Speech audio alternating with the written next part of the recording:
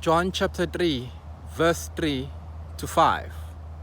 Nicodemus sneaks up to Jesus to find out about his authority and miracles and where he stands with the Jewish faith and whether he is the Messiah that was prophesied to come. But he doesn't want to be seen, so he does this at night. And Jesus says to him, you have to be reborn. You have to be born again, basically. And Nicodemus, being the old school fella that he is, he's like, how can an old man like me go back to my mother's womb? Jesus then explains that basically we're talking here about being reborn of the water and the spirit. Okay, now let's track back a bit. Something wants me to tell you, and I'm talking about God here, that R is for reborn. R is for reincarnation. Of course, don't take the word too literal. I'm just using it for you to understand. R is for you to be reborn. R is for you to be reincarnated.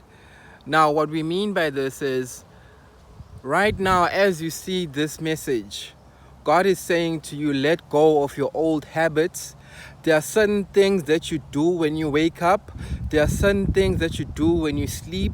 There are certain things that you do during the day. There are certain things that occupy your mind. There are certain things that occupy your heart that you need to let go. God knows that those things are not good for you.